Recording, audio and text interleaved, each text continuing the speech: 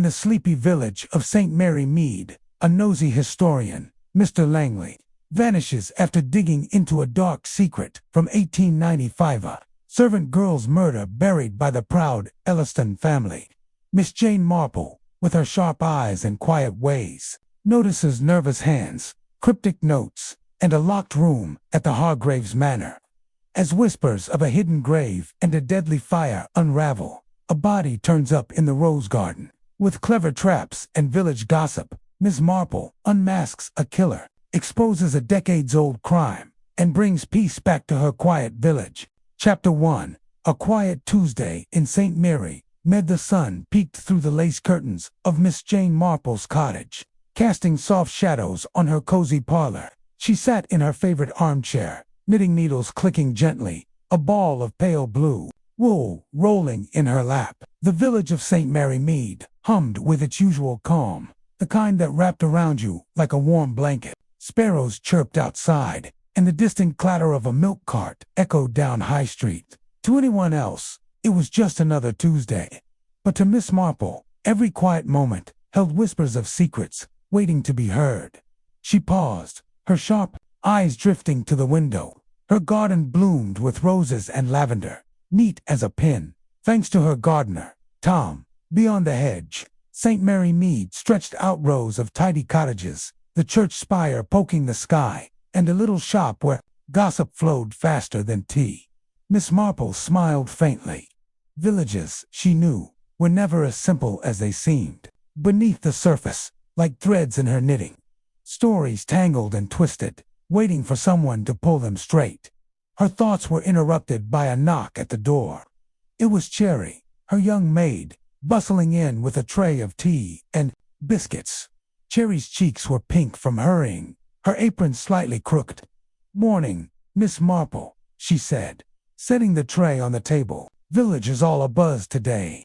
New folks moved into the manor house last night." Miss Marple raised an eyebrow, her needles still moving. The manor house, old Elliston Place. The big house on the hill had stood empty for years, ever since the Elliston Zits' last owners met their tragic end. A fire, the village said, though whispers hinted at something darker. Miss Marple remembered the talk back then. Hushed voices in the shop, eyes darting. She'd been younger, but her knack for noticing things hadn't changed. "Yes, ma'am," Cherry said, pouring tea. "The Hargraves, they're called. A fancy lot. From London, I hear. Mrs. Price at the shop says they've got a cook, a butler, and a whole pile of trunks. Must be rich as anything." Miss Marple sipped her tea, the cup warm in her hands. "New people always stir things up," she said softly. "What else does Mrs. Price say?" Cherry grinned, knowing her mistress loved a bit of village chatter. It wasn't gossip to Miss Marple, it was information, like pieces of a puzzle. Cherry leaned in, her voice dropping. "Well, Mrs. Price heard from Tom the milkman that the Hargraves keep to themselves. Didn't even stop by the shop to say hello. And get this, there's a room in the manor they've locked up tight. Nobody's allowed in, not even the maids." Miss Marple's fingers paused, just for a second. A locked room, that was interesting. People locked doors for reasons, and in her experience, those reasons were rarely innocent. She thought of Mrs. Green, a neighbor from years ago, who locked her attic to hide stolen silver, or young Billy, who padlocked his shed to keep his secret love letters safe. Locks meant secrets, and secrets meant stories. "Curious," she said, her voice light, but her mind already turning. "Perhaps they're just private folks. Cherry. Moving to a village takes getting used to." Cherry shrugged, wiping her hands. "On her apron, maybe. But Mrs. Price says they're throwing a big party tomorrow night to meet everyone. Colonel Bantry and Mrs. Bantry are invited, and so are you."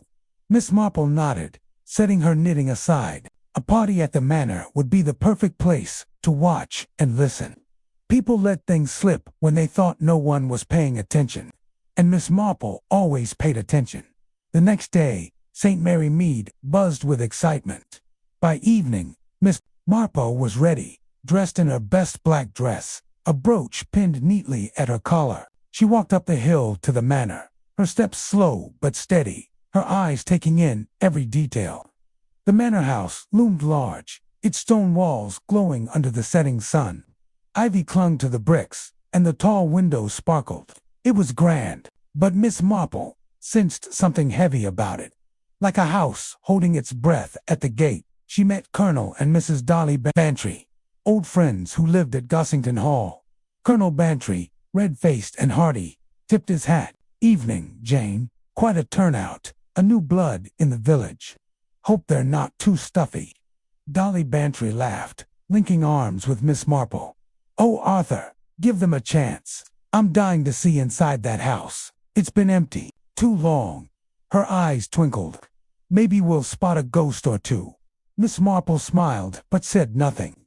Ghosts didn't interest her, people did. And people, she knew, were far more dangerous. Inside. The manor's hall was bright with chandeliers and buzzing with voices. Villagers mingled, sipping drinks and nibbling sandwiches. The Hargraves stood at the center, greeting guests. Mrs. Hargrave was tall, with sleek dark hair and a smile that didn't quite reach her eyes. Her husband, Mr. Hargrave, was older, with a stiff posture and a quiet voice. Their son, Thomas, in his 30s, had a sharp gaze that darted around the room. There was a daughter, too, Clara, pale and shy, hovering near her mother. Miss Marple took a glass of lemonade and found a corner to sit, her eyes scanning the crowd. She noticed the Hargrave's butler, a thin man named Stokes, moving silently among the guests, his face blank but his hands nervous. The cook, Mrs. Bates, was louder, laughing with Mrs. Price near the buffet. Everyone seemed cheerful, but Miss Marple felt a prickle of unease. Something wasn't right. Then she saw him, a stranger, not a villager. He was a wiry man in a tweed suit, with glasses and a notebook tucked under his arm. He introduced himself to the Hargraves as Mr. Langley, a historian studying old houses. His voice was eager, almost too eager, as he asked about the manor's history. Mrs. Hargrave's smile tightened, and Thomas stepped closer. His jaw set. Miss Marple leaned forward, her ears sharp. Langley was talking about the Ellistons' fascinating family, he said. "Such a sad end, but I've heard rumors of a scandal. Something about a missing servant, perhaps. I'd love to see your archives, if you have any." Mr. Hargrave coughed, steering Langley toward the drinks. "Archives, just dusty old papers. Nothing exciting." But Miss Marple caught the look. Thomas shot his father a look of warning. She filed it away, like a stitch in her knitting. The party went on, with music and chatter filling the air. Miss Marple chatted with Dolly Bantry about roses, but her eyes never stopped moving. She saw Clara Hargrave slip away's home, pausing to glance at her. Then away. She saw Stokes, the butler, hand Langley a drink, his fingers trembling slightly, and she saw Langley corner Thomas near the fireplace, talking intently, his notebook open. As the evening wound down, Miss Marple made her way to the Hargraves to say goodbye. Mrs. Hargrave was polite but distant, her eyes flicking toward the door. Thomas stood nearby, watching Langley, who was now laughing with Colonel Banner. Miss Marple thanked her hosts and stepped into the cool night air, her mind busy. On the walk home, Dolly Bantry chattered about the party, but Miss Marple was quiet. Langley's questions about the Ellistons had stirred something in her memory, a whisper of a story from long ago, about a servant who vanished, and a fire that raised too many questions, and that locked room Cherry mentioned. What was it hiding? Back in her cottage, Miss Marple lit a small fire and sat with her knitting. The manor house had come alive again, but something dark lingered there. She thought of Langley's eager questions, Thomas's hard stare, and Mrs. Hargrave's tight smile. People hid things for a reason, and Miss Marple had a feeling the Hargraves were hiding more than most. She set her needles down and stared into the fire. St. Mary Mead was quiet tonight, but she knew better than anyone that quiet didn't mean safe. Tomorrow, she'd visit Mrs. Price at the shop. A bit of gossip might be just the thread she needed to unravel this puzzle. Chapter 2. The Vanishing Guests. The morning after the Hargraves' party. St. Mary Mead woke to a soft mist, the kind that clung to the cobblestones and made the village feel like a dream. Miss Jane Marple sat at her breakfast table, a slice of toast and a cup of tea before her. but her mind wasn't on food. She was thinking about last night, the grand manor house, the Hargraves' tight smiles, and that historian, Mr. Langley, with his questions about the Ellis. Something about him had caught her eye, like a loose thread in a neat sweater. And now, as she buttered her toast, she wondered why. Cherry bustled in, her apron crisp and her eyes bright with news. "Miss Marple, you'll never guess what's happened," she said, setting a fresh pot of tea on the table. "That Mr. Langley, the one from the party, he's gone, vanished." Mrs. Price heard it from Tom the milkman, who heard it from the manor's cook. Miss Marple's knife paused mid-spread. "Vanished," she said, her voice calm but her eyes sharp. "Tell me everything, Cherry." Cherry leaned against the table, eager to spill the details. "Well, Tom says Mr. Langley never came back to the Blue Boar in last night.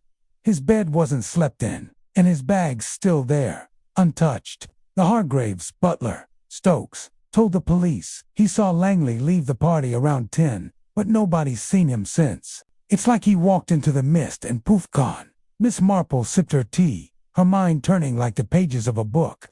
People didn't just vanish, not in St. Mary Mead. She remembered old Mrs. Carter, who disappeared years ago, only to be found hiding in her cousin's attic after a family row. But Langley was a stranger, a historian poking into the manor's past. His questions about the Ellistons and that missing servant had made the Hargraves uneasy. She'd seen it in Thomas Hargrave's clenched jaw, in Mrs. Hargrave's quick glance at her husband. A vanishing guest was no accident, she thought. "Curious," she said, setting her cup down. "Did Mrs. Price say anything else?" Cherry grinned, knowing her mistress loved every scrap of village talk. "Oh, plenty. She says Langley was asking all sorts of questions at the party, not just to the Hargraves but to anyone who'd listen. Wanted to know about the old fire at the manor, and some servant girl who went missing back then. Mrs. Price reckons he stirred up trouble, poking his nose where it wasn't wanted." Miss Marple nodded, her fingers tapping lightly on the tablecloth. Trouble, indeed. She thought of the locked room Cherry had mentioned yesterday, the one the Hargraves wouldn't let anyone near, and Langley's notebook, clutched so tightly at the party. What had he written in it?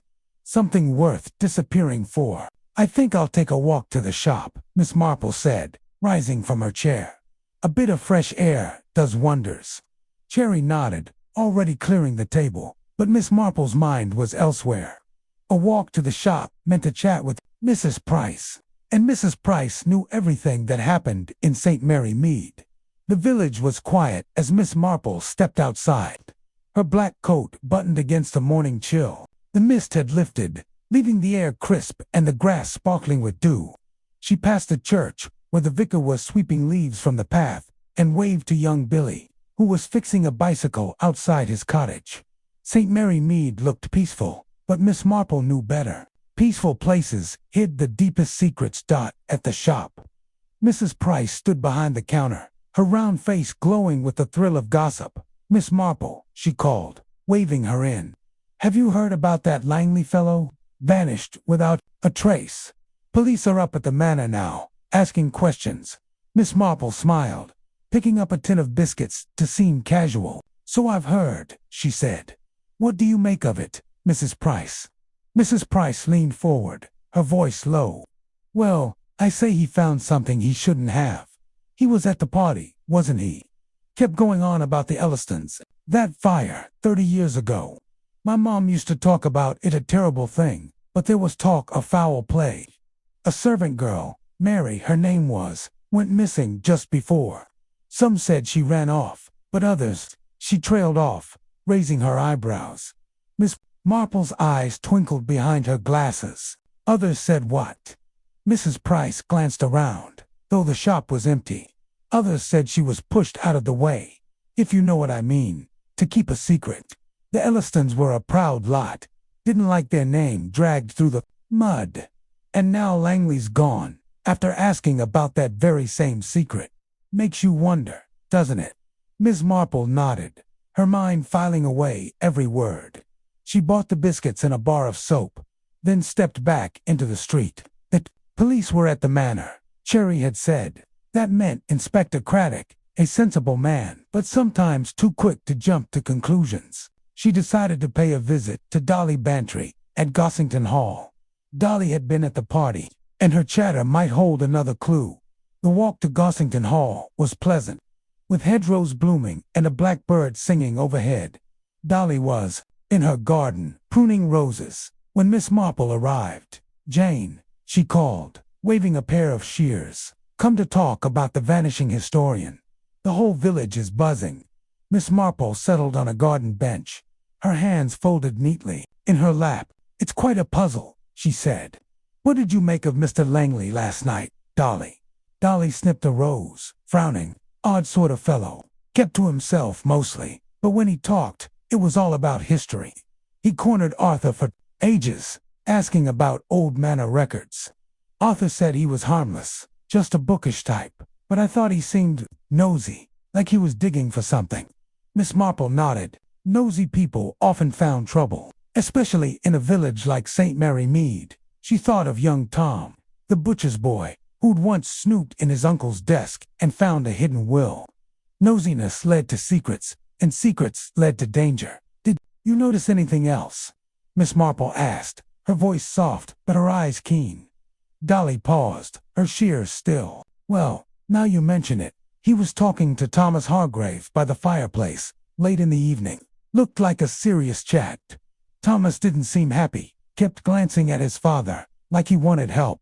And then Langley left, or so I thought. I didn't see him after that." Miss Marple's mind clicked like her knitting needles.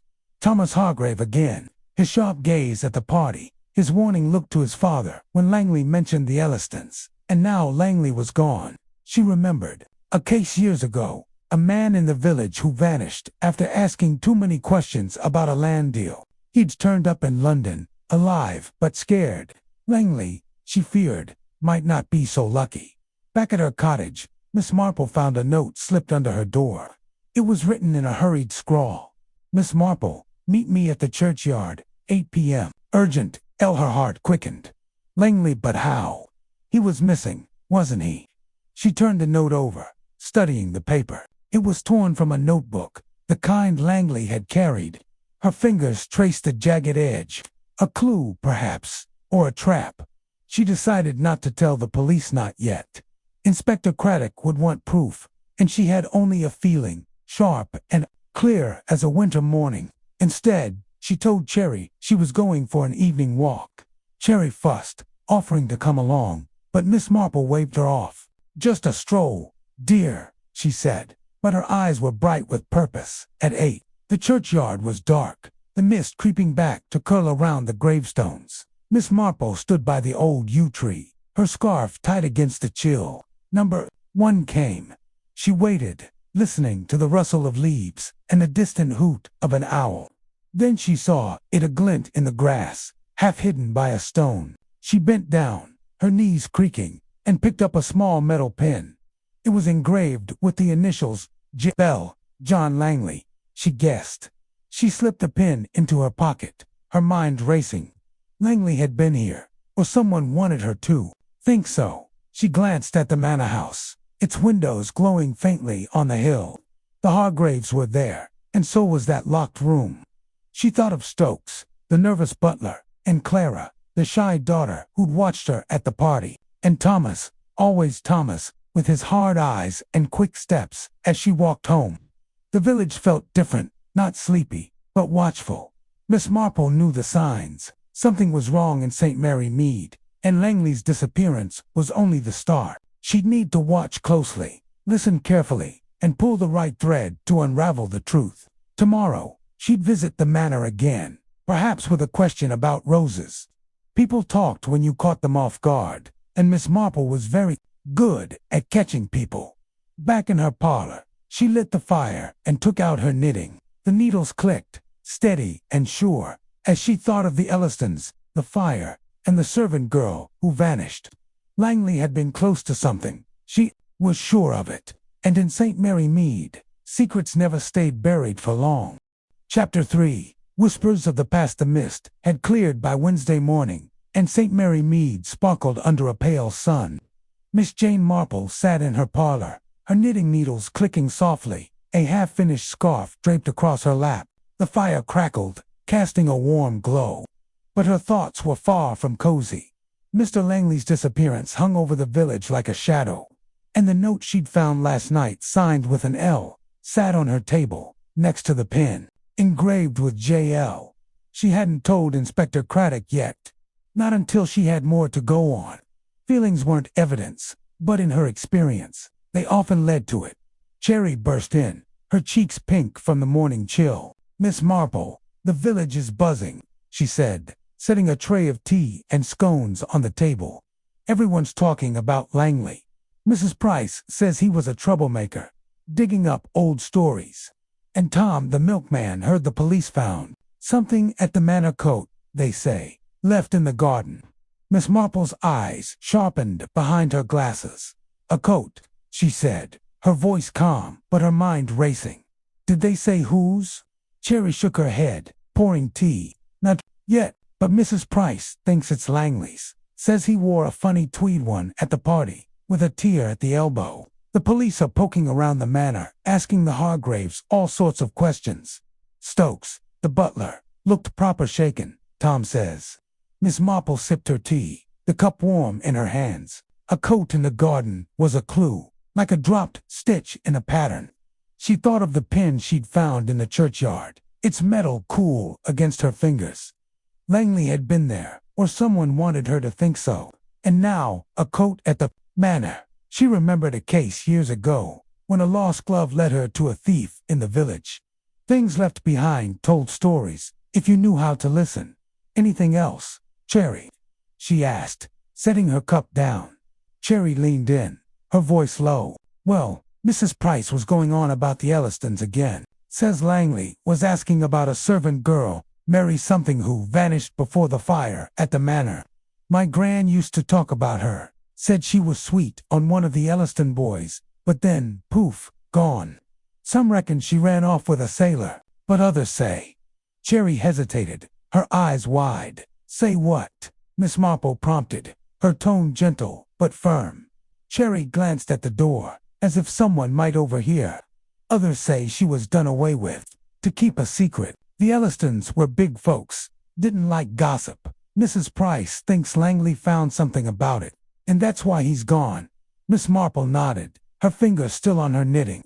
"The Ellistons," that name kept coming up, like a thread. That wouldn't stay tucked. She remembered the fire 30 years ago, the whispers of poison, the servant girl who vanished, and Langley, with his notebook and eager questions, had been digging into it all.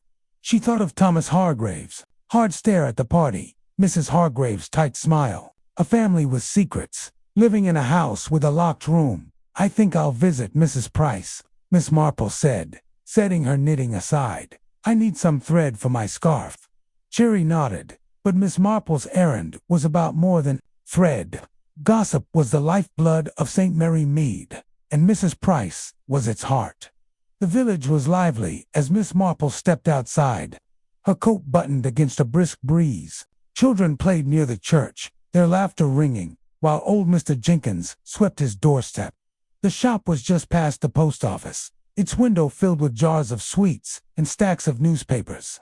Inside, Mrs. Price stood behind the counter, chatting with Mrs. Bates, the Hargraves' cook, who was buying flour. "Miss Marple," Mrs. Price called, her round face lighting up. "Come for the news, have you? Everyone's talking about that coat. Found it near the rose garden." "They did, all crumpled and muddy."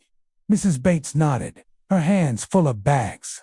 "Aye, it's true. Stokes was in a right state when the police came. Kept saying he didn't know how it got there. But I saw Langley wearing that coat at the party tweed, with a tear, just like Mrs. Price said." Miss Marple picked up a spool of blue thread, her eyes on Mrs. Bates. "Did you notice anything odd that night, Mrs. Bates?" Mr. Langley seemed curious.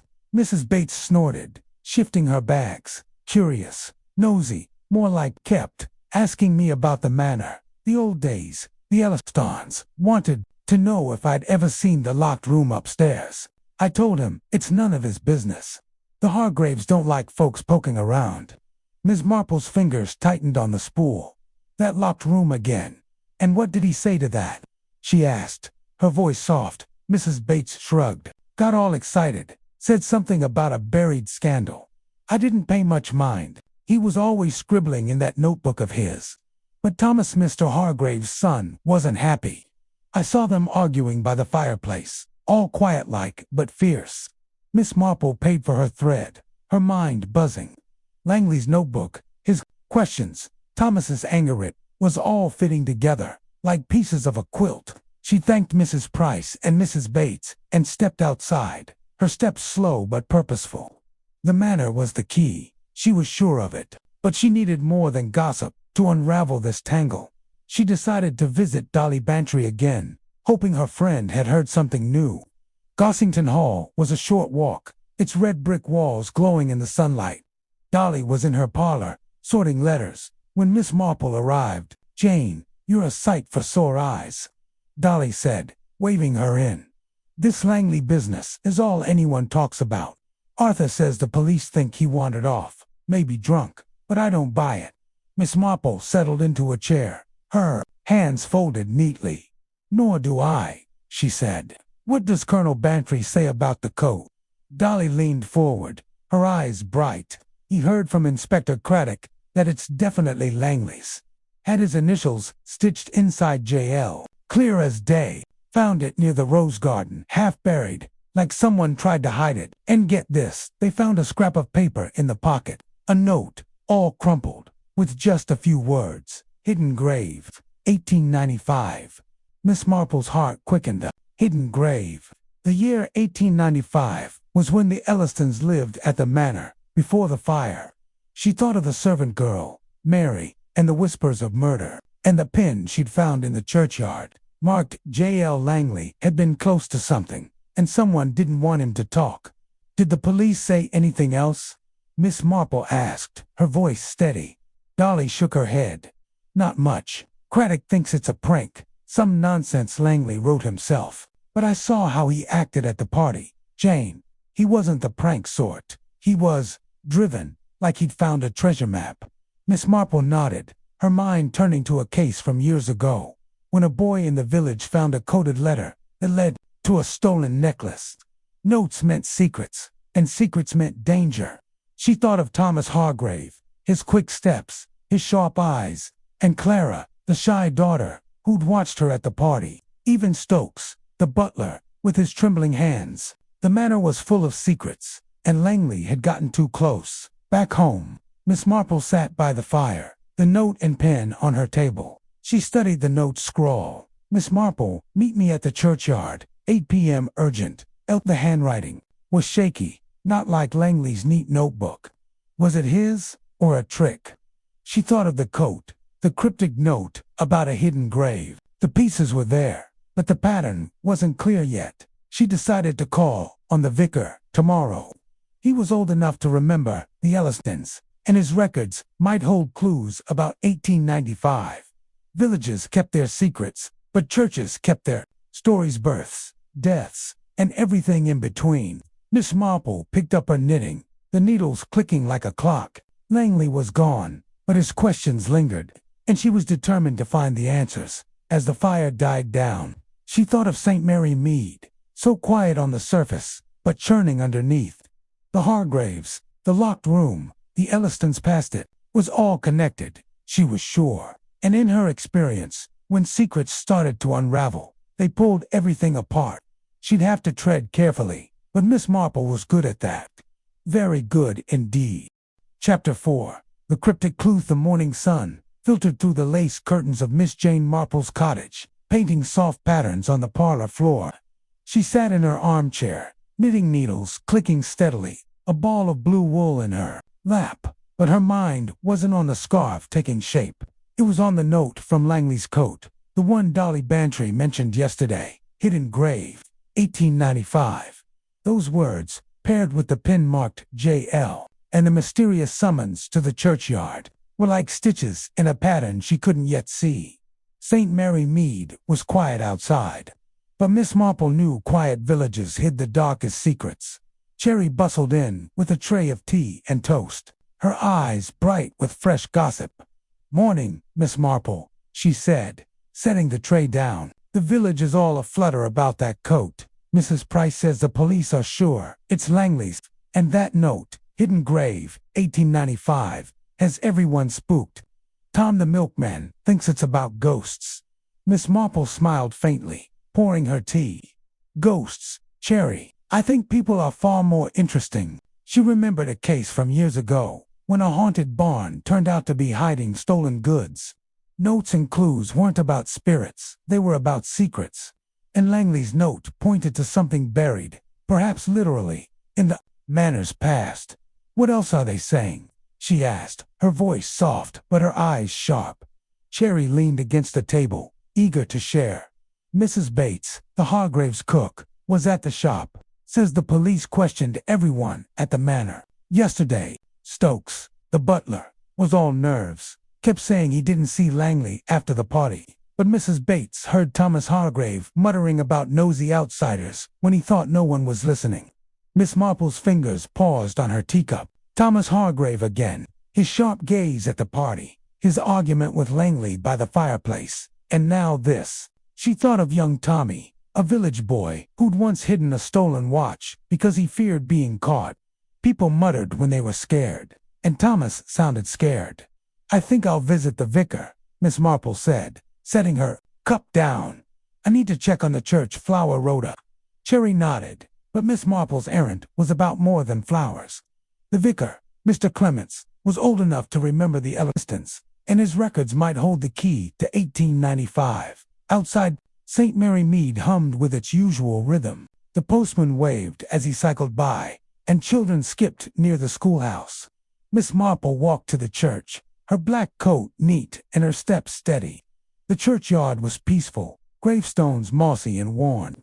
But she couldn't help glancing at the spot where she'd found Langley's pin. No new clues today, just a whisper of leaves in the breeze inside the church. Mr. Clements was polishing the brass candlesticks, his white hair catching the light through the stained glass windows. Miss Marple, he said, smiling. Come, about the flowers, or is it this Langley business? The village can't stop talking. Miss Marple smiled back, settling onto a pew. A bit of both, perhaps. I was thinking of the manor's history, the Ellistons in particular. You were here in 1895, weren't you? Do you recall anything about a servant girl named Mary, or a fire? Mr. Clements paused. His cloth still 1895. That was a dark year for St. Mary Mead. The Ellistons were a proud family, lived in the manor before it stood empty. The fire took Mr. and Mrs. Elliston ruled an accident, but there was talk. And Mary, yes, Mary Dawson, their housemaid. Sweet girl, always at Sunday service. She vanished just before the fire. Some said she ran off, maybe with a lad, but others thought, he lowered his voice, others thought she knew something she shouldn't. Miss Marple's heart quickened, but her face stayed calm. Something like what? She asked, her tone gentle. Mr. Clements glanced at the door, as if the past might walk in. There were rumors, nothing proven. Mind you, that Mary was close to young William Elliston, the son. An affair, perhaps, though she was just a servant. When she disappeared, folks whispered the family got rid of her to save their name. Then, the fire happened, and the talk died down. Too much tragedy, you see. Miss Marple nodded, her mind filing away every word. An affair, a disappearance, a fire, and now Langley, asking about that very year, was gone. His coat left in the manor's garden, with a note about a hidden grave. She thought of a village girl years ago, who vanished after a quarrel with her employer. The truth had come out when Miss Marple noticed a mismatched pair of shoes. Clues were small, but they led to big truths. May I see the church records? She asked. Just to check the flower rota, of course. Mr. Clements nodded, leading her to the vestry, where dusty books lined the shelves. He pulled out a ledger, marked 1895. Its pages yellowed but neat. Miss Marple turned the pages carefully, her eyes scanning names and dates. There, it was Mary Dawson, baptized in 1875. A regular at church until October 1895. Then nothing. No marriage, no burial, just a blank where her name should have been. But another entry caught her eye. a burial for an unknown vagrant in November 1895, in an unmarked grave near the churchyard's edge. No details, just a note that the Ellistons paid for the plot. She closed the book, her mind buzzing.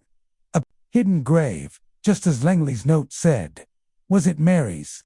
And had Langley found proof? She thanked Mr. Clements and stepped outside, the air cool against her face. The manor loomed on the hill, its windows dark.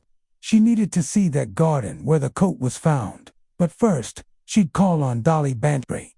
Dolly always had the latest news at Gossington Hall. Dolly was in her parlor, sorting embroidery threads. "Jane, you're a regular sleuth," she teased, offering a chair. "Heard about the note. Inspector Craddock was here this morning, all in a huff. Says the hidden grave business is nonsense, probably Langley playing a joke, but Arthur thinks it's serious. Says Langley wasn't the joking type." Miss Marple settled into the chair, her hands folded. "What else did the inspector say?" she asked, her voice soft but her eyes keen. Dolly leaned forward, her voice low. "They searched the manor's garden again, found nothing but that coat, but Craddock thinks Langley might have been drunk and wandered off. I don't believe it, Jane. He was too sharp, too focused. And that note, hidden grave, 1895, it's eerie. Arthur says the Ellistons were mixed up in something back then, but nobody ever proved it." Miss Marple nodded, thinking of the church records, the unmarked grave, the vanished servant, the fire, and Langley, with his notebook and questions, poking into it all. She thought of Thomas Hargrave, his muttering about nosy outsiders, and Stokes the butler, with his trembling hands. Even Clara Hargrave, so quiet, watching everything. The manor was a puzzle, and the note was a piece that didn't yet fit. "I wonder," Miss Marple said, "if I might borrow a gardening book from the Hargraves. My roses could use some help." Dolly grinned, knowing her friend's gardening was an excuse to snoop. Miss Marple smiled back, but her mind was on the manor's rose garden, where the coat was found. Gardens hid things, flowers, covered secrets as well as soil. Back home, she sat by the fire, the note and pen on her table. She studied the note from the churchyard again. "Miss Marple, meet me at 8 p.m., urgent." Then she imagined the one from Langley's coat, hidden grave, 1895. Both were clues, but were they from Langley or someone else? She thought of a case where a forged letter led to a thief's capture. Handwriting told stories, and she'd need to see that second note as evening fell. Miss Marple decided to walk to the manor tomorrow, under the pretense of borrowing that book. She'd watch the Hargraves, listen to their words, and look for the locked room Cherry mentioned. People let things slip when they felt safe, and Miss Marple was very good at making people feel safe. Her knitting needles clicked, the fire casting shadows on the walls. St. Mary Mead was quiet, but she felt the stirrings of something dark. The Ellistons, Mary Dawson, Langley's disappearance, was all tied to the manor, to that hidden grave. She'd pull the right thread soon, she was sure. And when she did, the whole truth would unravel. Chapter 5. Shadows in the Manor. The Thursday morning sun climbed over St. Mary Mead, casting a golden glow on the village's neat cottages and winding lanes. Miss Jane Marple sat in her parlor, her knitting needles clicking softly, a cup of tea cooling on the table. Her mind was on the manor house, where Langley's coat had been found, crumpled in the rose garden with that eerie note, hidden grave, 1895. The pin marked J.L. in the churchyard, note summoning her to meet L. sat beside her. Silent clues, whispering of secrets. She'd learned from the vicar about Mary Dawson, the servant who vanished before the Elliston fire, and the unmarked grave from 1895. Today, she'd visit the Hargraves, using a gardening book as her excuse to poke around. Villages hid secrets, and Miss Marple was determined to find this one. Cherry bustled in, her apron dusted with flour from baking. "Morning, Miss Marple," she said, setting a plate of scones on the table. "Heard the latest. Mrs. Price says the police are still at the manor, sniffing around the garden. They didn't find anything new, but Stokes, the butler, is acting odd, keeps dropping things, she says." Miss Marple's eyes twinkled behind her glasses. "Odd, is he?" She said, sipping her tea. Nervous people made mistakes, like young Sally who'd spilled sugar when questioned about a missing brooch years ago. Stokes's trembling hands at the party. Thomas Hargraves muttering about nosy outsiders. And now this it all pointed to the manor. I'm off to borrow a gardening book from the Hargraves, she said, setting her cup down. My roses need tending. Cherry grinned, knowing her mistress's gardening was a cover. Be careful, Miss Marple. That place gives me the creeps. Miss Marple nodded, her mind already on the rose garden and that locked room Cherry had mentioned. Secrets hid in plain sight, and she was good at spotting them. The walk to the manor was pleasant, the air crisp and the hedgerows buzzing with bees. The manor loomed on the hill, its stone walls grand but heavy, like a house guarding its past. Miss Marple knocked on the big oak door, her black coat neat and her smile polite. Stokes opened it, his face pale and his hands fidgeting. Miss Marple, he said, his voice tight. What brings you here? I was hoping to borrow a gardening book, she said, her tone light. Mrs. Hargrave mentioned a fine one at the party. Stokes nodded, stepping aside, but his eyes darted to the staircase. Miss Marple noticed, filing it away like a stitch in her knitting. The manor's hall was grand, with polished floors and a chandelier sparkling above.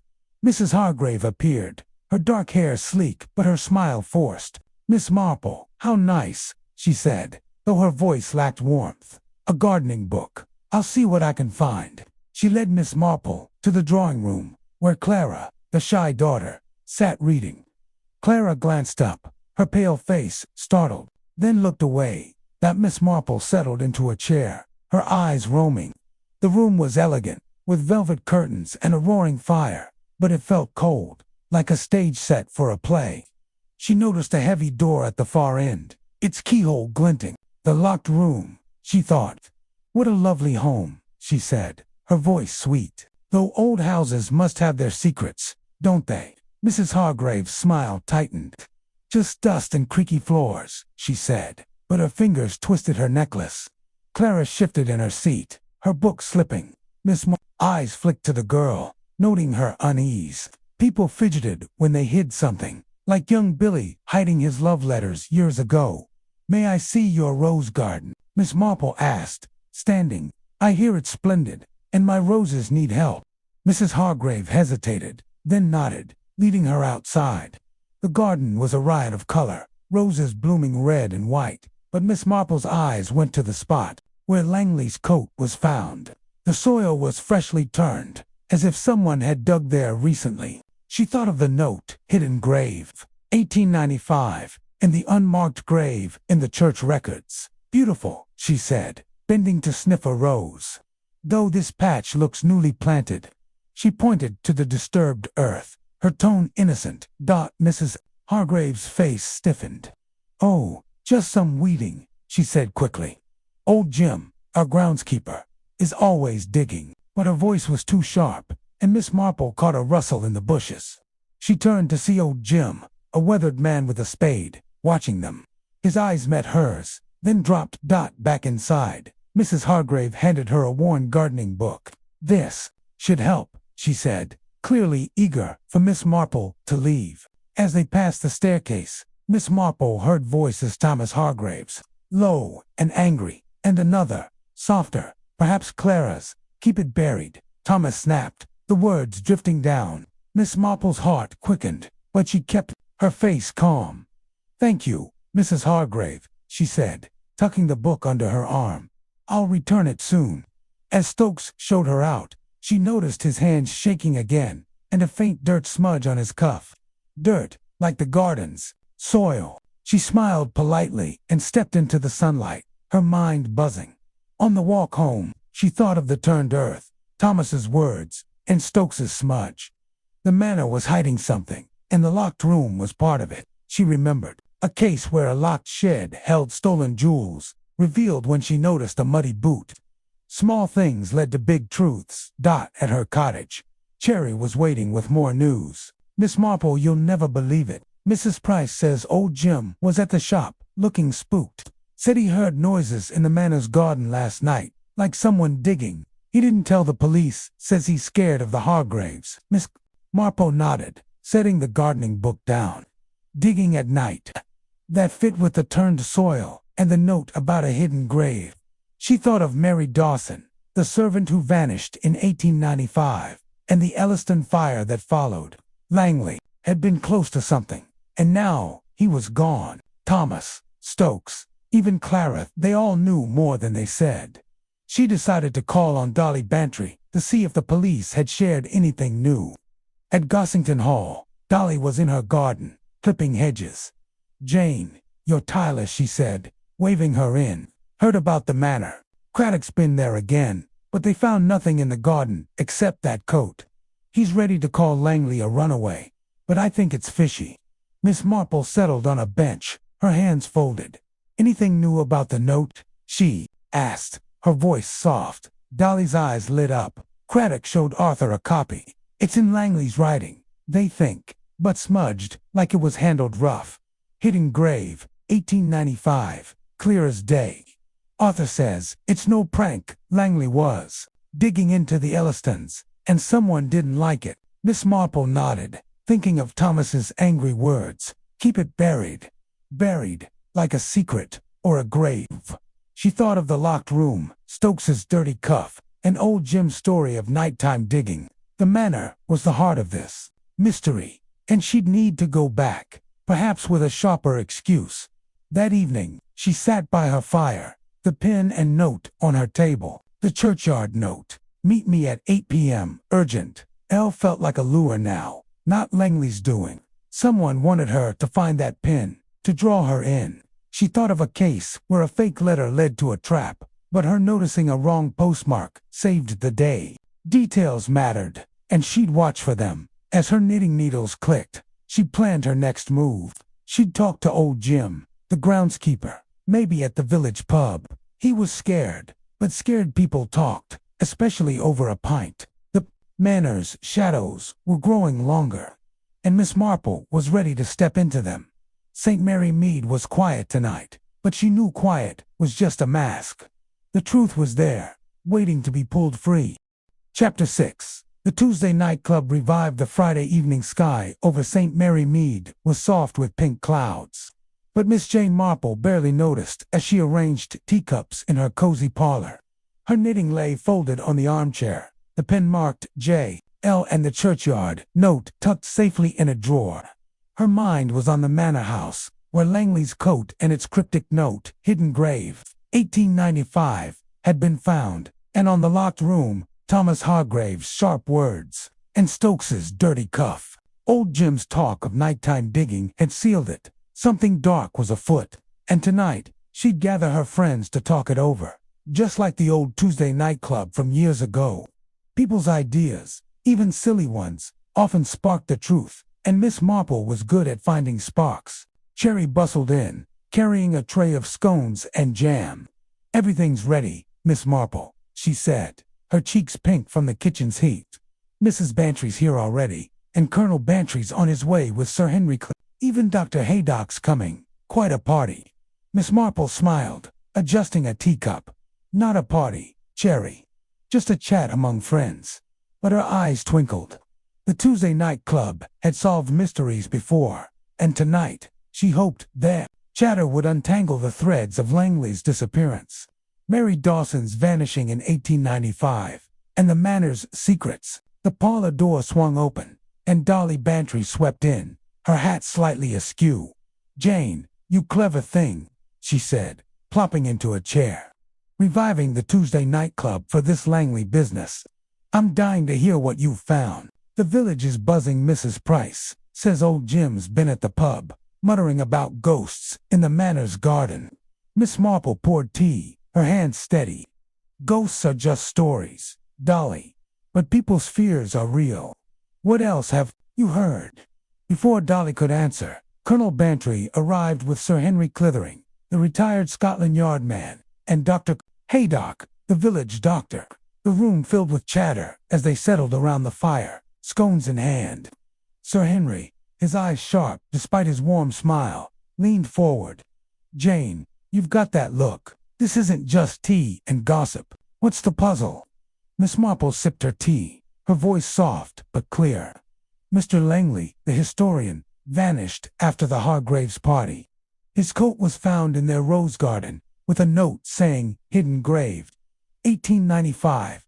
I found a pen marked J.L. in the churchyard, and a note asking me to meet L there, but no one came. The manor has a locked room nobody talks about, and old Jim, the groundskeeper, heard digging at night. Then there's the Ellistons, who died in a fire in 1895. After their servant, Mary Dawson, disappeared. I think it's all connected." The room went quiet, the fire crackling. Colonel Bantry coughed, setting down his scone. "Sounds like a wild goose chase to me. Langley probably got drunk and wandered off. That note's just a prank, isn't it?" Craddock thinks so. Dolly swatted his arm. "Oh, Arthur, don't be dull." Langley was nosy, asking about the Ellistons at the party. "I saw him arguing with Thomas." Hargrave looked heated. "And that coat in the garden, someone hid it there. It's sinister, Jane, isn't it?" Miss Marple's needles clicked faintly, though she wasn't knitting. "Perhaps," she said, "but let's each share a theory, like we did before. Sir Henry, what do you think?" Sir Henry rubbed his chin, his detective's mind at work. Langley was digging into the Ellistons' past, maybe found proof of a crime, like a murder covered up as a fire. The note about a hidden grave suggests he uncovered something literal, maybe Mary Dawson's body.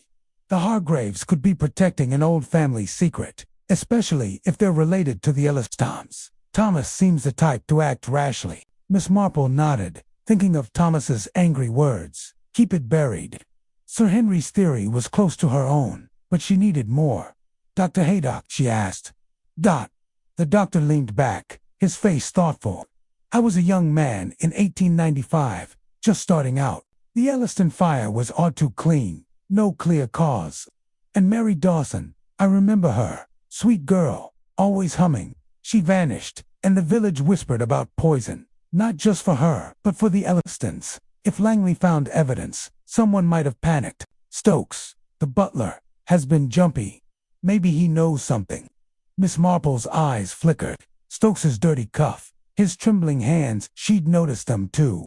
She thought of a case where a nervous maid gave away her master's theft with a shaky voice. "And you, Dolly?" she asked. Dolly's eyes sparkled. "I say it's Clara Hargrave, the quiet one. She was at the party, watching everyone, especially Langley. Shy ones hide things. Jane, maybe she's protecting her family, or jealous of Langley snooping. And that locked room bet, it's full of old letters or diaries." Colonel Bantry snorted. "Clara, she's barely a shadow. My money's on old Jim. Groundskeepers know every inch of a place. If there's a grave, he'd know where to dig or hide a body. He's been skulking about, hasn't he?" Miss Marple smiled faintly, letting them talk. Each theory was a thread, some loose, some tight. Sir Henry's idea of a family secret fit with Thomas's behavior. Dr. Haydock's memory of poison echoed village gossip. Dolly's hunch about Clara was sharp quiet. People often saw the most. And the Colonel's mention of old Jim rang true after his talk of nighttime digging. She thought of her old Tuesday nightclub, when a poet's wild guess about a drowning led to a killer's confession. Ideas, even wrong ones, lit the way. "Now, Jane," Sir Henry said, grinning, "your turn. What's that clever mind of yours spinning?" Miss Marple set her teacup down, her voice soft but steady. "I think of Mrs. Green, a neighbor years ago, who hid stolen silver in her attic because she feared shame. Secrets make people desperate. Langley was asking about Mary Dawson and the Elliston fire, stirring up shame the Hargraves, or someone wanted buried. The note in his coat points to a grave, perhaps Mary's, hidden since 1895. The locked room might hold proof, like letters or a diary, and the digging old Jim heard. Someone's trying to keep that grave hidden or move it." The room was silent, her friends leaning in. She went on, her eyes distant. "Thomas Hargrave argued with Langley. Stokes is nervous, with dirt on his cuff. Clara watches everything. Even old Jim is scared. They're all threads in the same cloth, and the manor is the loom. But we need more to see the pattern." Dolly clapped her hands. "Jane, You're a marvel. It's like a play, and the Hargraves are the actors. But what next? You can't just march into that manor and demand to see the locked room." Miss Marple smiled, her needles clicking again. "Not demand, Dolly. Ask nicely. People talk when they feel safe, and I'm good at making them feel safe." She thought of a case where a polite chat over tea led a thief to confess. She'd return to the manor, perhaps with a question about roses, and watch closely. Sir Henry leaned forward. "Be careful, Jane. If Langley found a grave, and someone made him vanish, they won't like you sniffing around." Dr. Haydock nodded. "He's right. I'll ask around at the PAGOB gyms. A regular might get him to talk." Colonel Bantry grunted. "And I'll press Craddock. He's too quick to dismiss this as a runaway case. That note's no joke." Miss Marple thanked them, her mind already planning.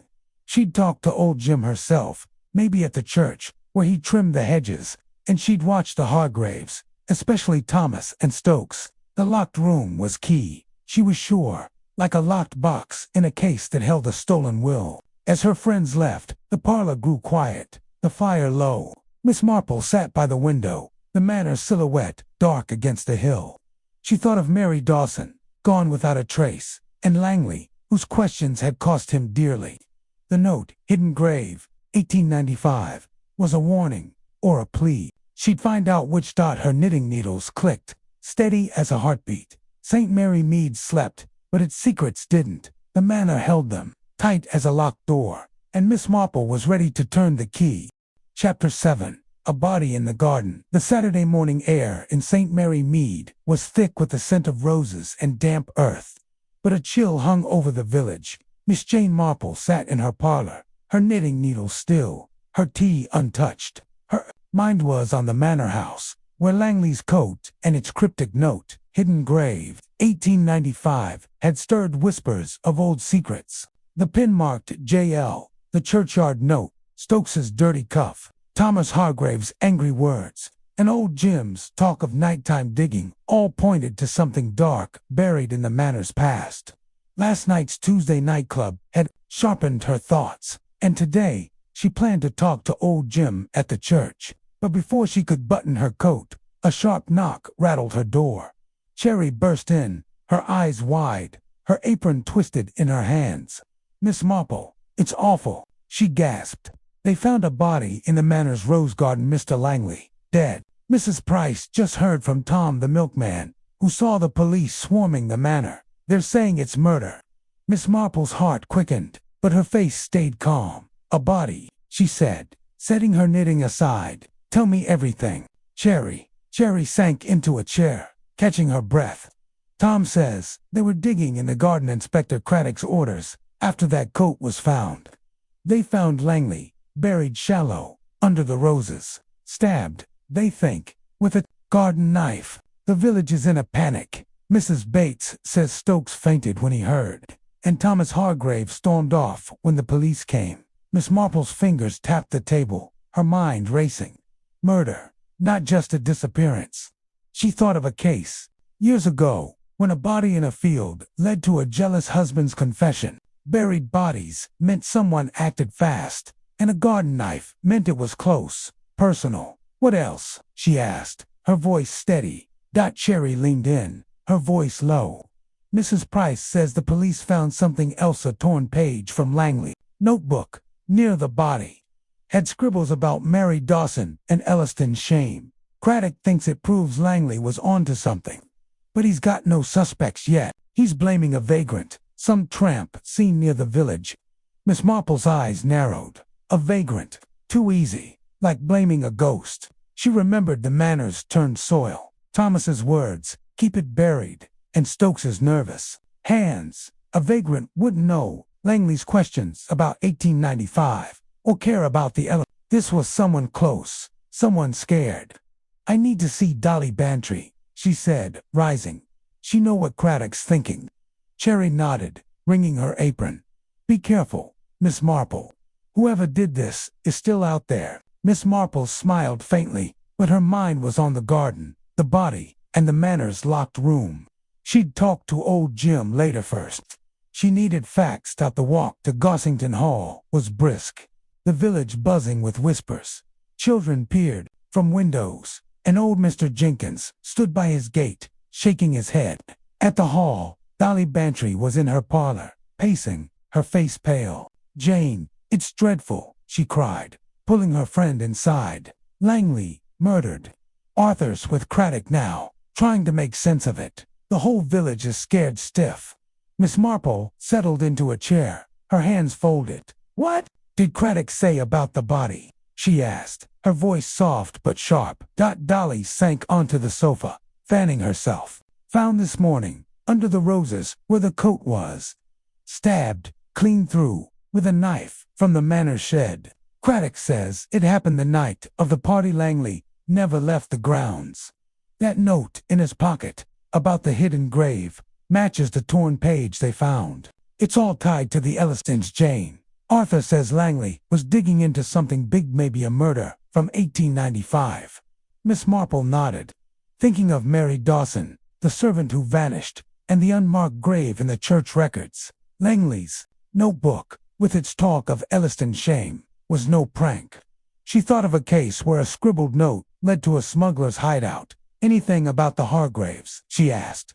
Dolly's eyes widened. Craddock questioned them all. Mrs. Hargrave was icy, said she barely knew Langley. Thomas was furious, shouting about slander against his family. Clara just cried, and Stokes could hardly speak.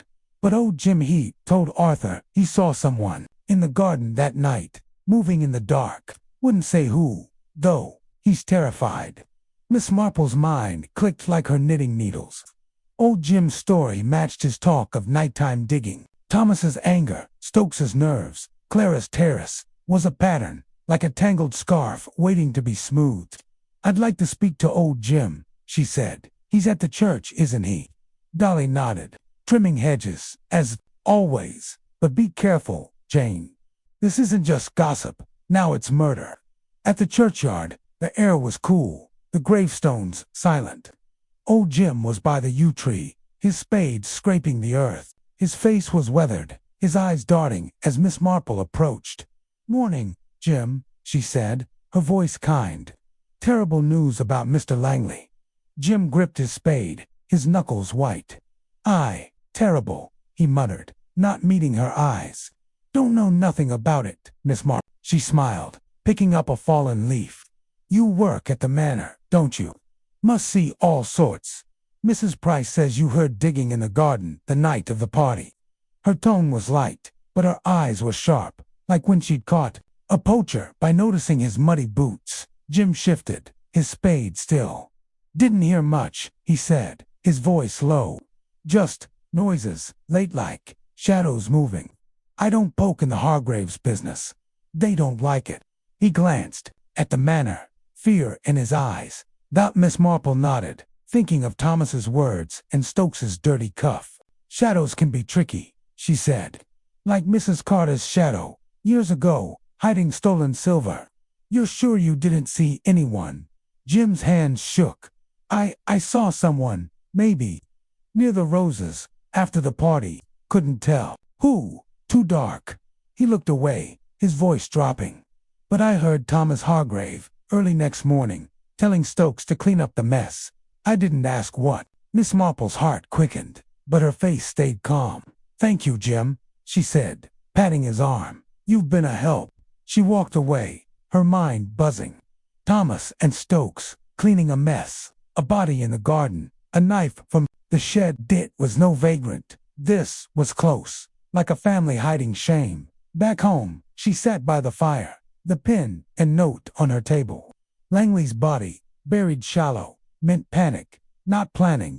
She thought of a case where a hasty burial led to a killer's mystic, a dropped button, the torn notebook page, with Mary Dawson and Elliston shame, tied Langley's murder to 1895.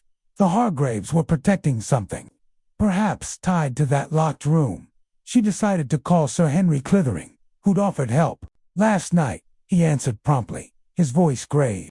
"Jane, I heard about Langley." Craddock stumped. "But I agree with you, it's no vagrant. The knife, the burial, the no-tits, someone in the manor. I'll push Craddock to search again. Maybe that locked room."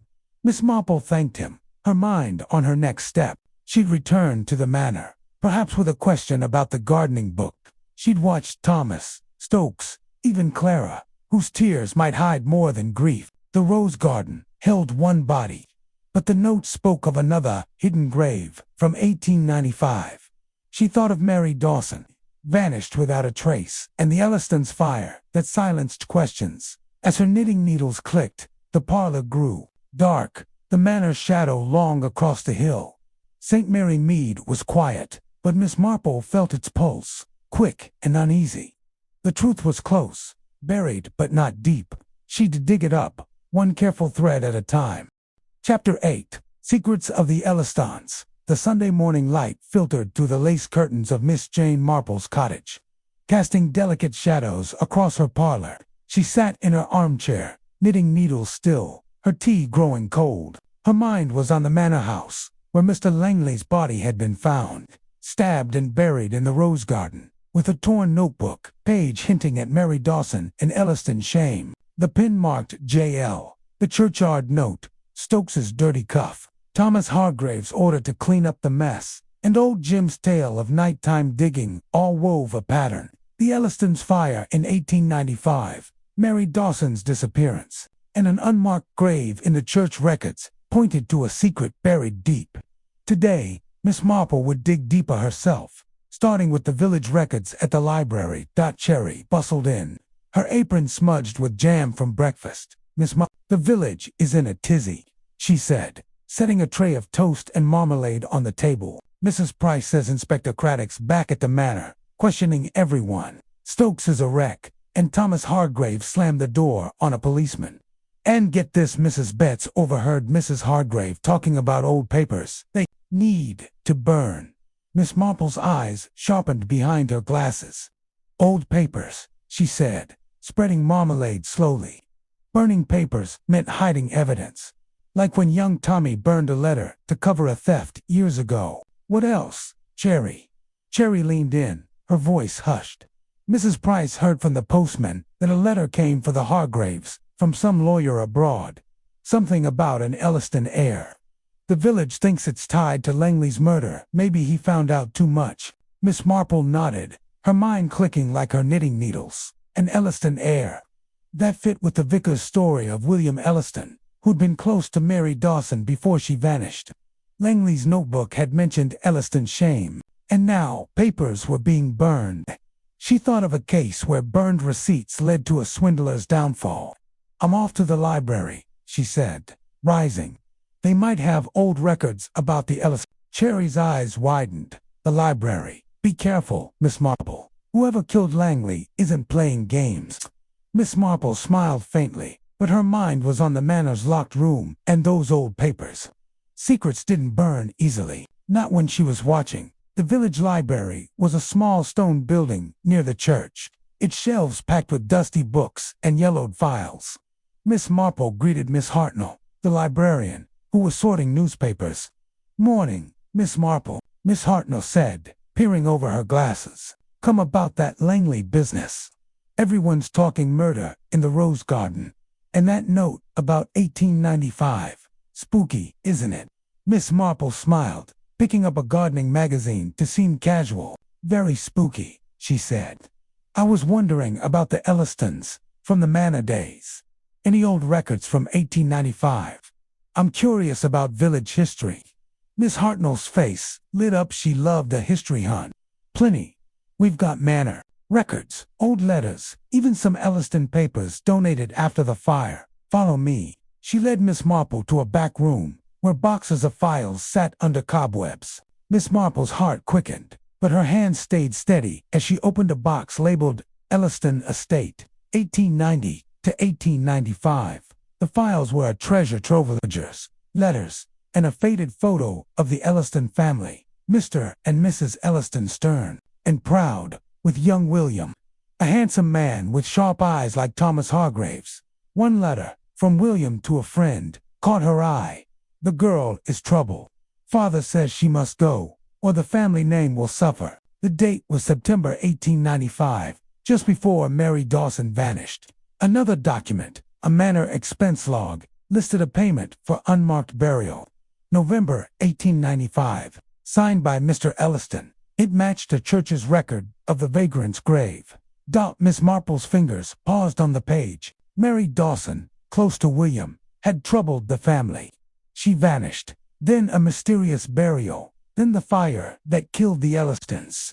She thought of a case where a hidden diary revealed a blackmailer. These papers must have found similar records, and it cost him his life. The Hargraves, perhaps tied to William's line, were guarding this shame. She thanked Miss Hartnell and tucked a copied note about the burial into her bag, her mind racing. The Hargraves, letter from an Elliston heir, the talk of burning papers, Thomas's anger, it all pointed to a cover-up. She needed to see that locked room. But first, she'd visit Dolly Bantry to hear the latest from Inspector Craddock. At Gossington Hall. Dolly was in her parlor, sorting ribbons, her face flushed with excitement. "Jane, you're a bloodhound," she said, waving her in. Craddock was here, tearing his hair out. They searched the manor again, nothing new in the garden. But they found a garden knife in the shed, wiped clean but with blood traces. "It's the murder weapon, Jane, and get this there. Sure, it's someone in the manor." Stokes was shaking like a leaf, and Thomas nearly punched a constable. Miss Marple settled into a chair, her hands folded. "And Mrs. Hargrave?" she asked, thinking of the old papers to burn. Dolly leaned forward, cool as ice. "But," Craddock said, "she slipped up, mentioned a family matter. Langley was poking into Clara, just hid behind her mother. And old Jim's vanished from the pub, too scared to talk. Arthur thinks the Hargraves are hiding something big, maybe tied to that Elliston heir." Miss Marple nodded, her mind on the library records. William Elliston's letter about the girl and the burial payment screamed of a crime covered up. Mary Dawson, likely killed to hide an affair, buried in secret, the fire a final mask. Langley's questions had threatened to expose it, and the Hargraves, perhaps William's descendants, acted to keep it buried. She thought of Thomas's order to clean up the mess, Stokes's dirty cuff, and the locked room. "I might return that gardening book to the Hargraves," she said, her voice soft. "Thank them properly." Dolly grinned, knowing her friend was up to something. Miss Marple's plan was simple. Watch, listen, and look for the locked room. People let secrets slip when they felt watched, and she was very good at watching. Back home, she sat by the fire, the copied burial note beside the pin and churchyard note. The pieces were falling into place. Mary Dawson, murdered for an Elliston secret. Langley killed for finding it.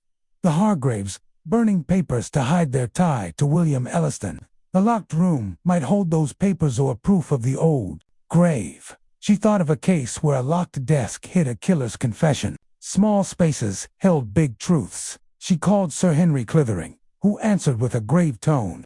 "Jane, this is getting dangerous." Craddock's leaning on the Hargraves, but they're tight-lipped. "I checked with a contact abroad. There's an Elliston cousin, alive in Canada, who wrote to the Hargraves about inheritance.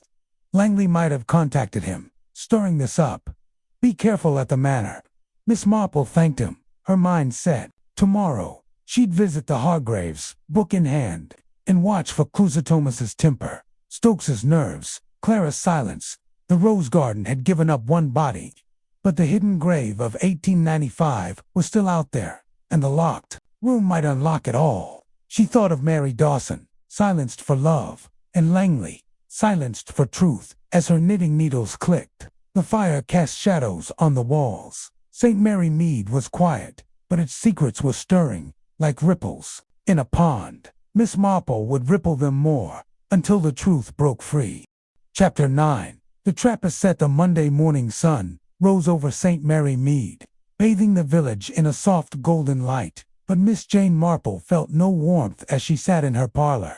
Her knitting lay untouched, the pin-marked J.L., the churchyard note, and the copied burial record from 1895 on the table before her. The discovery of Mr. Langley's body in the manor's rose garden, stabbed with a garden knife, had confirmed murder. His torn notebook page, hinting at Mary Dawson and Elliston's shame, tied his death to the manor's pastor servant girl's disappearance, a mysterious fire, and a hidden grave. Thomas Hargrave's angry words, Stokes's nervous hands, and talk of burning old papers pointed to a cover-up. Today, Miss Marple would set a trap to shake the truth loose, just as she'd once trapped a thief by spreading a rumor about a lost ring.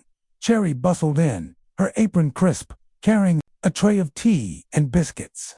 "Morning, Miss Marple," she said, her voice hushed. "The village is scared stiff after Langley's murder.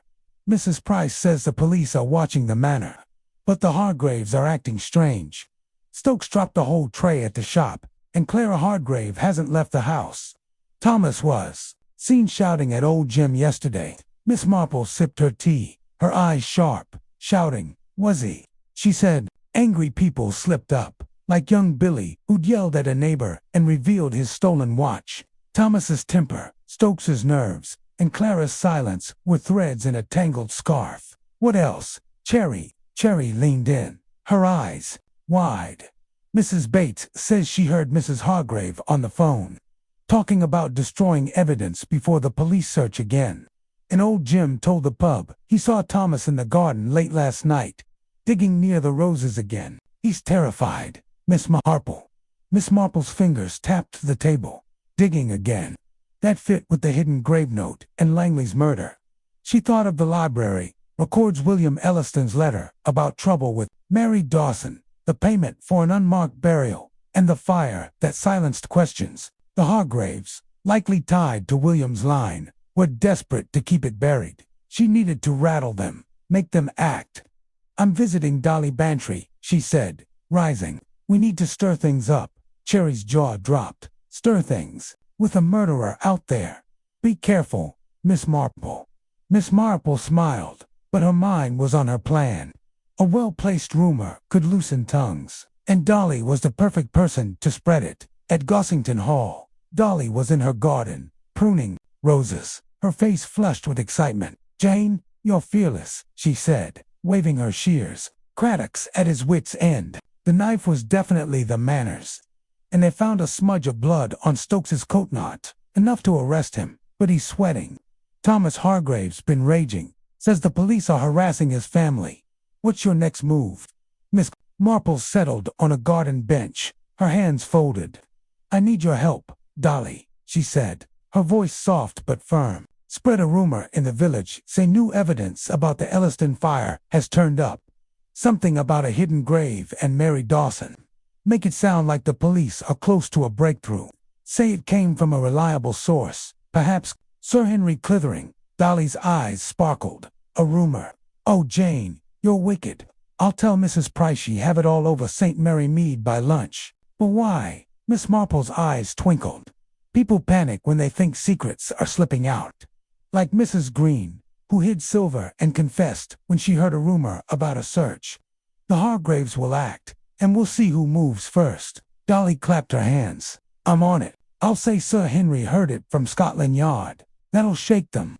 Miss Marple nodded, knowing Dolly's gossip would spread like wildfire. She thought of a case where a rumor about a lost necklace flushed out a thief.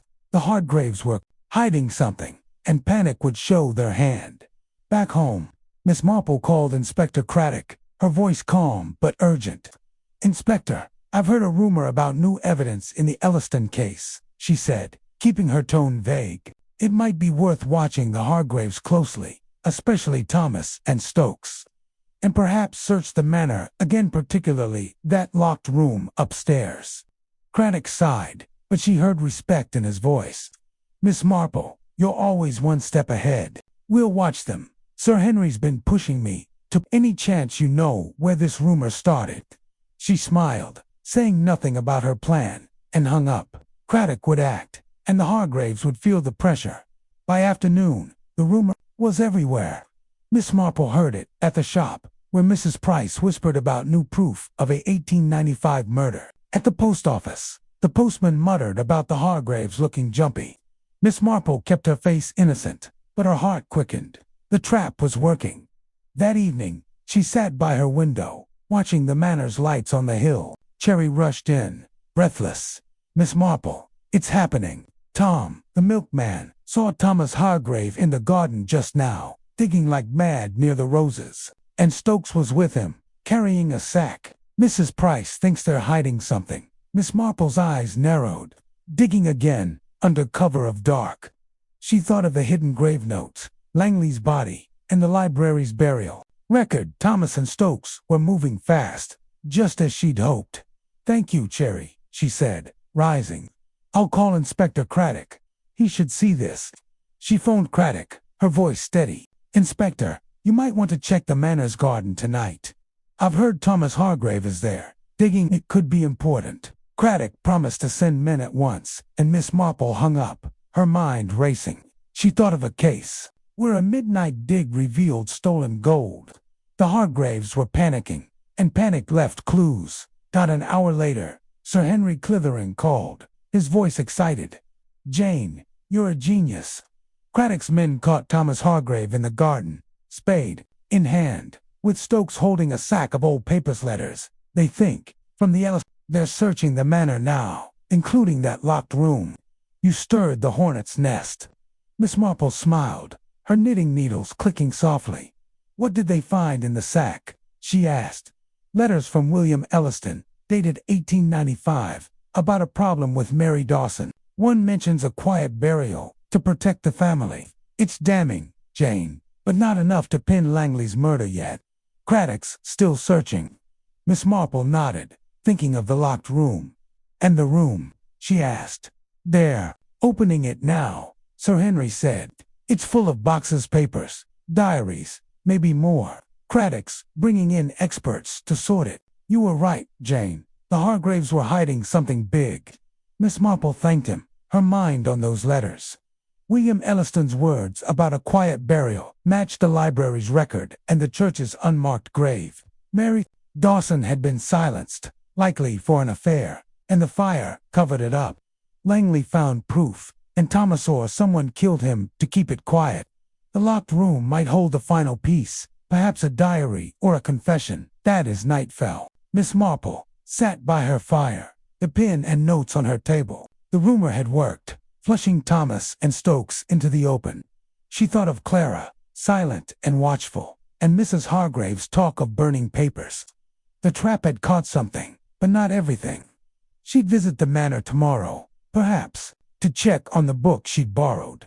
People talked when cornered, and she was good at cornering them gently. Her needles clicked, the fire casting shadows.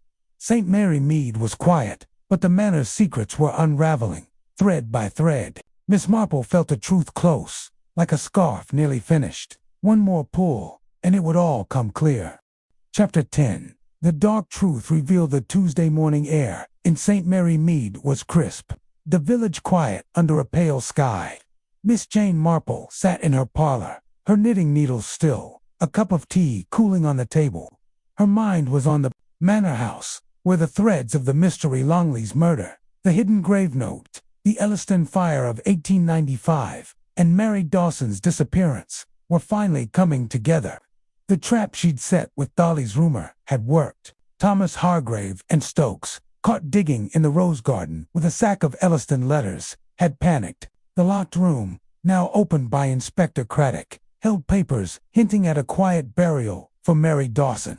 Today, Miss Marple would visit the manor to return the gardening book and confront the Hargraves, drawing out the truth. She'd done it before, like when a polite chat trapped a thief over tea. Cherry burst in, her apron twisted, her eyes wide.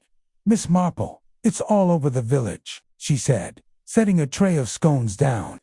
Craddock found a diary in the manor's locked room, William Elliston's, from 1895. "Mrs. Price says it talks about Mary Dawson and a family shame. The police are at the manor now, and Thomas Hargrave's in a rage." Miss Marple's heart quickened, but her face stayed calm. "A diary," she said, pouring tea. "A diary. Was a confession, like the one that caught a forger years ago when she noticed mismatched ink. What else?" "Cherry." Cherry leaned in, her voice low. "Mrs. Bates says Stokes is crumbling keep us, muttering about mistakes and the garden. And Clara Hargrave locked herself in her room, crying. The village thinks Thomas killed Langley to hide the Elliston secret, but Craddock needs proof." Miss Marple nodded, her mind clicking like her needles. The diary, the letters about a quiet burial, Langley's notebook page with Elliston's shame. It all pointed to a murder covered up in 1895, and another to protect it. Thomas's temper, Stokes's nerves, and Clara's tears were the final stitches. "I'm returning that gardening book to the Hargraves," she said, rising. "It's overdue."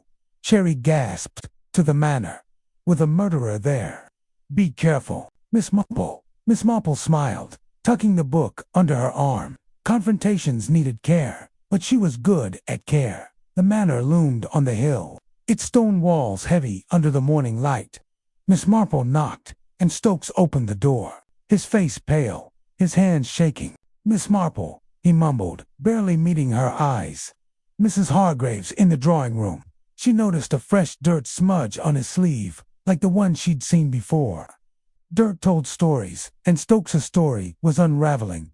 In the drawing room, Mrs. Hargraves stood by the fireplace, her dark hair sleek but her eyes tired.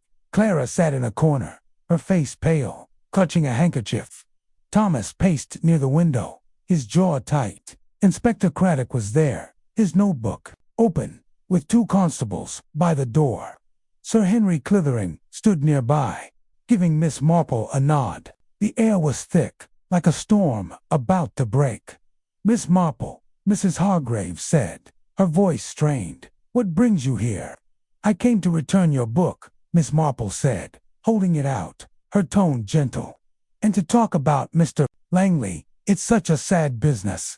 Her eyes flicked to Thomas, who stopped pacing, his hands clenched. Craddock cleared his throat. "Miss Marple, we're questioning the family.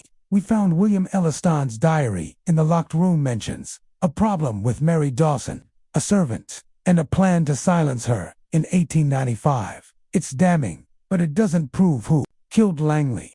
Miss Marple nodded, settling into a chair, her hands folded. "May I speak, Inspector?" she asked, her voice soft but firm. Craddock nodded, and all eyes turned to her. She felt the room's tension, like when she'd unmasked a poisoner over tea years ago. "It's like a story from my village," she began. "A girl hid a stolen brooch, but her nervous hands gave her away. Secrets make people nervous, don't they, Mr. Stokes?" Stokes flinched, his face white. I don't know anything," he stammered, but his hands twisted. Miss Marple's eyes moved to Thomas, who glared but stayed silent. She went on, her voice steady. "Mr. Langley came to St. Mary Mead to study the Ellistons. He found records letters, perhaps a diary showing William Elliston had an affair with Mary Dawson, a servant. She was trouble, a family shame, as William wrote. In 1895, she was silenced, buried in an unmarked grave, paid for by the Ellistons. The fire that killed them was no accident. It hid the truth. Langley found proof, didn't he, Thomas?" Thomas's face reddened. "That's nonsense," he snapped. "You've got no evidence." But his voice shook, and Clara let out a small sob. Miss Marple's eyes softened, but her words were sharp. "Langley asked questions at the party. You argued with him, Thomas, by the fireplace. He had a notebook with notes about Mary Dawson, an Elliston shame. You knew he was close to exposing your family. Your great-uncle was William Elliston, wasn't he? The letter from the Elliston heir in Canada stirred it up, and Langley's questions were too much." Mrs. Hargrave stepped forward, her voice cold. "This is slander, Miss Marple. We're respectable people." Miss Marple smiled faintly. "Respectable people hide things, like Mrs. Green hid silver to save her name. Langley's coat was found in your garden, with a note about a hidden grave. His body was buried there, stabbed with your garden knife. And Stokes, your cuff was dirty, like the garden soil. You helped, didn't you?" Stokes collapsed into a chair, his head in his hands. "I didn't mean to," he cried. "Thomas made me. He said we had to stop Langley, or the family would be ruined. He stabbed him, after the party, in the garden. I just helped bury him." The room gasped. Clara sobbed louder, and Mrs. Hargrave froze. Thomas lunged forward, his face twisted. "Liar!" he shouted, but Craddock's constables grabbed him. Sir Henry nodded at Miss Marple, his eyes proud. She continued, her voice calm. "The diary and letters in the locked room proved it. William killed Mary Dawson to hide his affair. buried her secretly, and the fire covered it. You, Thomas, killed Langley to keep that shame buried. The note in the churchyard, signed L, was a trick to lure me, wasn't it? To scare me off. Thomas struggled, his eyes wild. You can't prove it. He spat, but his voice broke. Clara stood, tears streaming. Stop, Thomas, she cried. I saw you that night, with the knife. I didn't want to believe it, but it's true. Mrs. Hargrave sank onto the sofa, her face gray. Stokes sobbed, muttering about the garden. Craddock stepped forward, his voice firm. Thomas Hargrave, you're under arrest for the murder of John Langley. The constables cuffed Thomas, who glared but said nothing, his fight gone. Miss Marple stood, her book still in hand. Secrets never stay buried, she said softly. Not in St. Mary Mead. She thought of Mary Dawson, silenced for love, and Langley, killed for truth. The manor's shadows were lifting, and the truth was clear at last. As Craddock led Thomas away, Sir Henry approached. Jane, you're a marvel, he said. How did you know? Miss Marple smiled, her eyes twinkling. People are the same everywhere, Sir Henry, like my village girls, hiding secrets but showing them in little ways. Angry words, dirty cuffs, tearful eyes. You just have to watch. She left the manor, the air lighter now. St. Mary Mead would talk for weeks, but the truth was out, and justice was coming. Back home, her knitting waited, a new pattern ready to begin. Chapter 11. Justice and peace restored. The Wednesday morning sun shone gently over St. Mary Mead, casting a warm glow on the village's tidy cottages and blooming gardens. Miss Jane Marple sat in her cozy parlor, her knitting needles clicking softly, a ball of blue wool rolling in her lap. The manor house mystery was solved. Thomas Hargrave, unmasked as Mr. Langley's killer, was in custody. His confession drawn out by Miss Marple's clever trap and Clara's tearful outburst. The Elliston secreter, servant girl, Mary Dawson, murdered in 1895 to hide an affair, buried in an unmarked grave, and covered by a fire, was laid bare. The pen-marked J.L. the churchyard note, the torn notebook page, Stokes's dirty cuff, and the locked room's diary had all woven the truth. Now, the village was settling. But Miss Marple's mind lingered on the shadows that lingered in quiet places. Cherry bustled in, her apron neat, carrying a tray of tea and scones. Morning, Miss Marple, she said, her voice bright but soft. The village is calming down, but everyone's still talking. Mrs. Price says Thomas Hargrave confessed everything to Inspector Craddock. He stabbed Langley to keep the Elliston secret quiet. Stokes is talking, too. Says he only helped bury the body because Thomas threatened him. Miss Marple poured her tea, her eyes twinkling behind her glasses. Confessions clear the air, she said, sipping slowly. What else, Cherry? She thought of a case years ago, when a confession about stolen jewels brought peace to a troubled family. Truth, like sunlight, chased away shadows. Cherry leaned against a table, eager to share. Mrs. Hargrave and Clara are leaving the manor, packing up today. Mrs. Bates says the village feels sorry for Clara. She's so young, and Thomas was her brother. And get this, the locked room had more than just a diary. Craddock found letters from William Elliston, admitting he poisoned Mary Dawson to save his family's name. The fire was meant to hide it all, but it killed him, too. Miss Marple nodded, her finger steady on her teacup. The diary and letters matched the library records she'd found William's affair with Mary. The quiet burial, the fire to silence questions. Langley's digging had threatened the Hargraves, descendants of William's line, and Thomas acted to protect their legacy. She thought of Stokes's trembling hands, Clara's tears, and Mrs. Hargrave's icy denials. Secrets weighed heavy, but they always came out in St. Mary Mead. Any word from the manor? She asked, her voice soft but sharp. Cherry's eyes widened. Mrs. Price says old Jim's back at the pub, telling everyone he's glad it's over. He's been tending the roses again. Says the garden feels lighter now. And the police found that hidden grave, not Mary's, but an old box of Elliston jewels buried near the roses, likely to hide their theft after the fire. Miss Marple's heart quickened, but her face stayed calm. Jewels. That explained the nighttime digging old Jim heard. She thought of a case where buried coins led to a smuggler's arrest. The hidden grave note in Langley's coat was a clue to more than Mary's death. It pointed to the Ellistons' greed. Interesting, she said, setting her cup down. I might take a walk to see Dolly Bantry. Cherry grinned. You're never done, are you?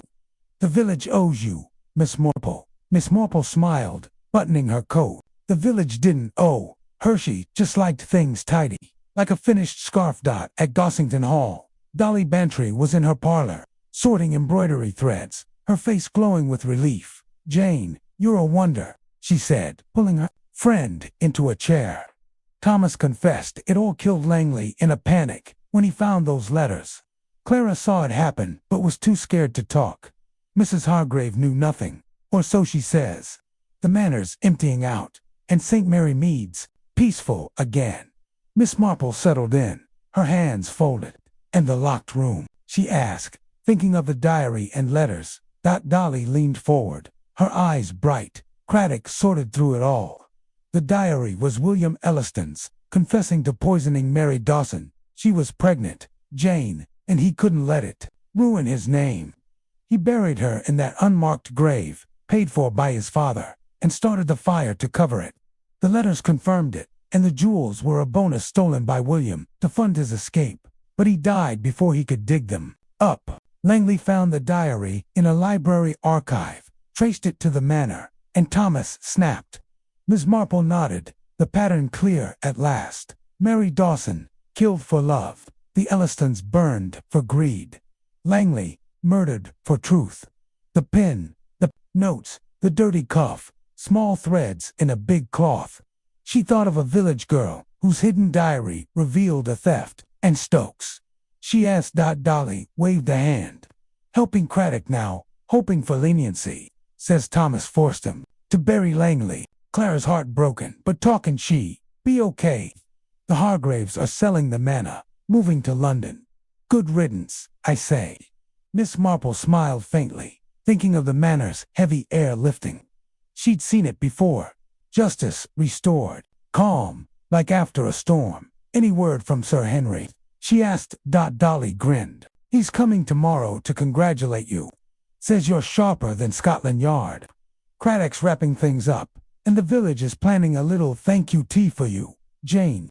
Miss Marple shook her head, her cheeks pink. No need for that, she said, but her heart warmed. She left Gossington Hall, the village quiet around her. Children played near the church, and old Mr. Jenkins waved from his gate. The manor stood empty on the hill, its windows dark but no longer heavy. Back home, she sat by the fire, her knitting needles clicking again. The pen and notes were tucked away, their work done.